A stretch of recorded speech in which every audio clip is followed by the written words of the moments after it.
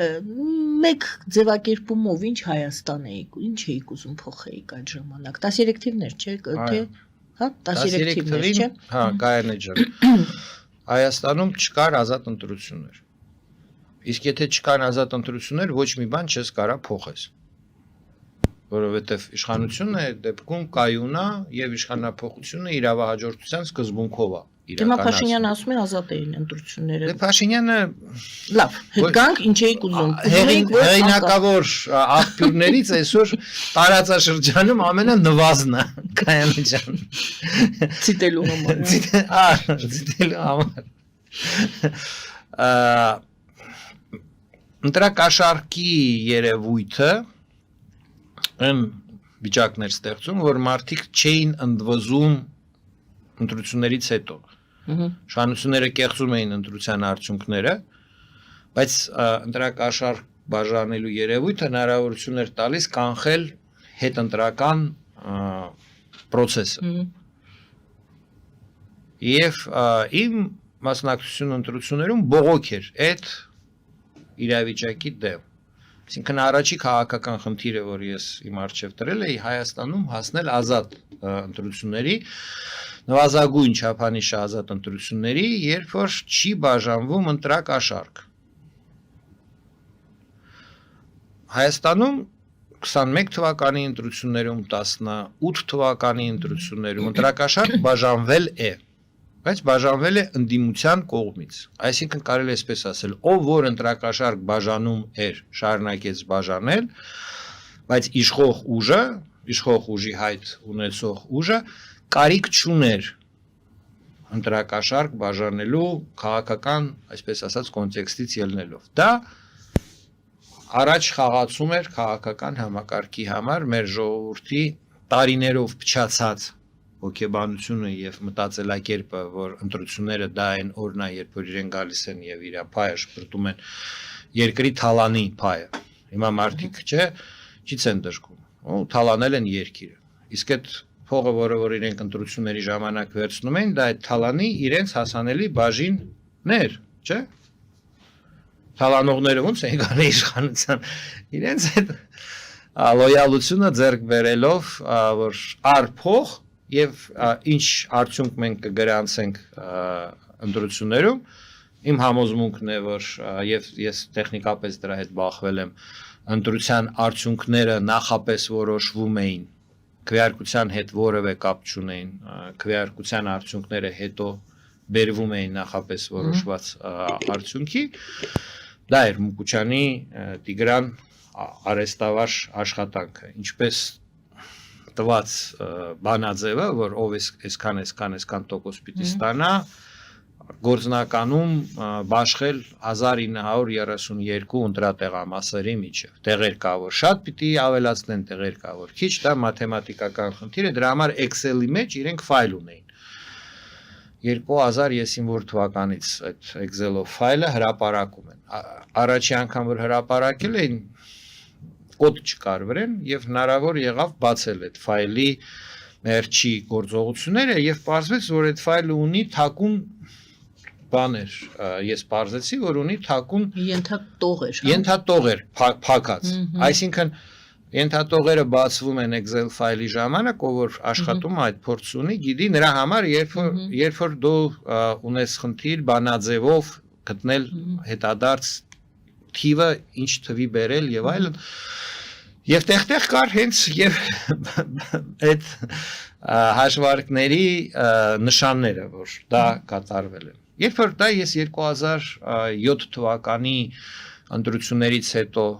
բացահայտեցի, առաջի անգամ 2007 թվականին հրապարակվեցին այդ Excel ֆայլերը, եւ այդ ժամանակ բացահայտվեց, որ բազմաթիվ ընտրատեղամասեր կա, որտեղ որ 100% մասնակցել են ընտրություններում, 100%-ն էլ տվել են հանրապետական կուսակցության ձայներ։ Հետագայում իշխանությունները ավելի ճկուն սկսեցին այդ բաշխումը ձայների անել, որ չկուտակել մի քանի ընտրատեղամասերի վրա, բայց այդտեղից եւ հասկանալի դարձավ անձամբ ինձ համար, որ արդյունքը որոշվում է նախապես,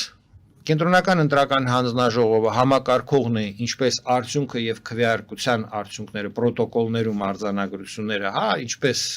համադրել, որ մեկը մեկի հետ բռնի, որոշ պրոտոկոլներ պետք է թազա փոխել դրա համար եւ կաշառք, որ բաժանվում էր ոչ միայն չէ քվեարկողներին, առաջերտին հանձնաժողովների անդամներին Իրենք մարդիկ ձեռքով էին անում, հիմա դե ծրագրեր կան երևի ծրագրերով կարելի է տարբեր ֆինանսավորում են ստացել խեղճ մարդիկ, այդքան էլ խեղճ չեն իրենցից շատերը, հա, եւ այլն, բայց ուզում եմ ասել, այդ համակարգը կոդրելը առաջի խնդիրն էր։ Այսօր ասել, որ այդ համակարգը վերացված է, նու Գյումրիում ասում են, որ դեռ չկա համոզմունք, որ ընտրությունները կանցնեն առանց ընտրակեղծարարության, այս գալիք ընտրությունները Երևանում տեսանք արդյունքը 8% երևանցիների քվեարկեցին իշխող ուժին։ Եթե մասնակցությունը քիչ չլներ, բնականաբար այդ տոկոսը ընդդիմություն կդարձներ։ Հիմա այս քաղաքական փուլում իշխանությունը միայն այդ եղանակով կարա մնա, եթե տեխնացուները տեսեք, նույնիսկ Վարդան Ղուկասյանը դեռ հələ չէր տենց դարել ինչ որ հուշկու ազդեցիկ քաղաքական գործիչ, բայց մեծ աշխատանք արեցին, որ իրեն ԱՄՆ-ում մեկուսացնեն եւ այլ խաղիցանեն, ուշադիր հետեւում են, հենց որ ինչ որ մեկը փորձում է գլուխը բարձրացնել, խփում են, որ ոչ ալտերնատիվ չլինի, էլի, այսինքն ընտրություններում լինեն իրենք, այն այսպես ասած խորհրդարանական պաշտոնական ընդդիմությունը Հայաստան դաշինքը հանրապետական կուսակցություն։ Այսինքն սևը եւ սպիտակը իրար հետ միաձուլվում են եւ Այսինքն ռուսամետ ուժերը ինչ եք ասում սև սպիտակ էլի։ Դե որովհետեւ այդպես էր հրճակված սև սպիտակ եւ դա արդյունքում եթե մենք վերցնենք սևը եւ սպիտակը իրար խառնում են ինչ գույնի դառնում։ Մի չափանիշով վերցնենք, որը նորից եմ ասում, ոչ Սերժ Սարգսյանը, ոչ Ռոբերտ Քոչյանը, ես իրենց փաստաբանը չեմ, իրենց քաղաքական հակառակորդն եմ եղել, իմ ամբողջ քաղաքական Սերժ Սարգսյանի հետ համընկավ իմ քաղաքական համագործակցությունը։ Ոչ Լևոն Տեր-Պետրոսյանը Ոչ մեկ չգնաց նոյեմբերի 9-ի ստորագրմանը, ոչ մեկ իր պաշտոնավարման ժամանակ համաձայնություն չտվեց, որ ռուսական զորքերը տեղակայվեն Արցախում։ Բոլորը այդ հնարավորությունը ունեին։ Եվ հանելուկը այսօր հարցադրումը ոչ թե նրանում է, չէ, Արարատ Միրզոյանը ասում է 30 տարի ինչի չլուծեցիք այդ հարցը։ Մի հատ այդ նախադասությունը եկեք բացահայտեք։ 30 տարվա ընթացքում, այո, ոչ մեկ համաձայնություն չտվեց ռուսական զորքերին Արցախում տեղակայվելու համար։ Դա արեցին միայն այս ճակերտավոր Եվրոպամետ գիննել դա էր, հա, գիննել մեր քաղաքացիների 4000-ի կյանքն է, 125,000 դարան գաղթական, հա, այսինքն սեփական ժողովրդի դեմ ինչքան թշնամած պիտի լինի մարդը Եվ իրավիճակը այսօր գիտեք ինչպիսին է, որ այդ կոռուպցիոներներ, հա, պաթոլոգիկ կոռուպցիոներներ տենց են համարում Ռոբերտ Քոչարյանին եւ Սերժ Սարգսյանին շատերը։ Ագաղ մարդիկ նույնագրում են իրենց այդպես, որ փողի համար միշտ բան եւ այլն։ Նույնիսկ նրանք ստացվում է, որ այն կարմիր գիծը սեփական, թալանել են սեփական ժողովուրդը, բայց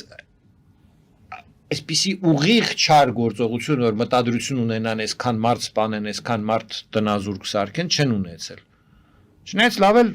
իրականացրել են պահի տակ, երբ իրենց շահերին է, չէ, հասել։ Հյուսիսային պողոտայում մարդկանց այդ բնակարաններից տեղահանում այսպես կոչված իրացման անարդար գործերով, որոնք մինչև եվրոպական դատարան հասան։ Մասշտաբը միգուցե այսպես ձևակերպեմ, այդ որը որ Փաշինյանը իրականացրեց, այստեղ անհամադրելի է։ Եվ եթե ասել ով է սև, ով է սպիտակ, դուք ճիշտ եք, ստեղ սպիտակ ջերմակ իմաստով, հա, ազնիվ սպիտակ մաքուր չկա, կա սև եւ կա ավելի սև։